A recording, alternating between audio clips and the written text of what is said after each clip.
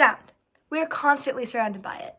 Whether it's the music playing in your headphones, the subtle hum of appliances in your home, or the rustling of leaves in the wind, we don't think twice about it.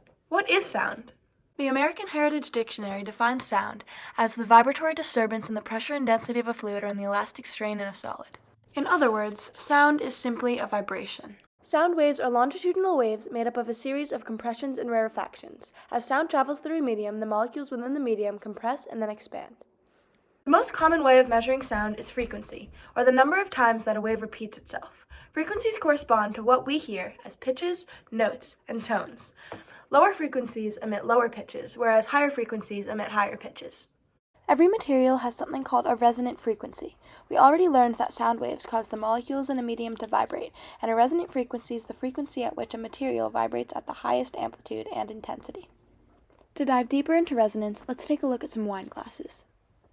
When you apply a force to the glass emits a sound at its resonant frequency. This frequency depends on the size, shape, and composition of the object, so glasses of different sizes and thicknesses will emit different frequencies. But what happens to the sound produced when liquid is added to the glass?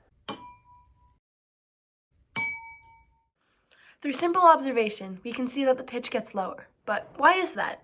When a force is applied to the glass, the added liquid is forced to vibrate along with the glass, which increases the total mass. The kinetic energy, or energy of motion of the glass, increases since it is directly proportional to mass.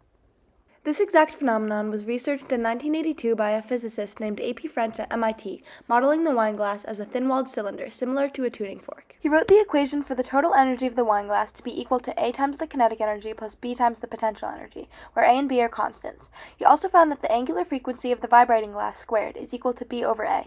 The total energy of the system has to stay constant, so if kinetic energy increases, then potential energy decreases. This brings down the magnitude of B over A, in turn bringing down the frequency emitted. French also wrote a more complicated equation involving partially filled glasses to demonstrate how the amount of water added affects the resonant frequency. This equation proves that the less distance there is between the top of the water and the top of the wine glass, the lower the resonant frequency emitted will be. Let's test it. I tuned each of these 5 glasses to be the first 5 notes of the E-flat major scale, where A4 equals 432 Hz. We can see simply by looking at the wine glasses that the more water there is, the lower the pitch emitted. Our knowledge of how fluids affect the resonant frequency of wine glasses can be transferred to the more general idea of a fluid-filled shell, such as storage tanks, liquid transport containers, and even bigger containers like reservoirs.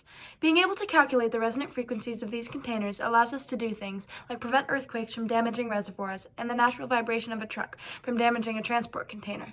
Understanding resonance is vital in engineering structures and in manufacturing.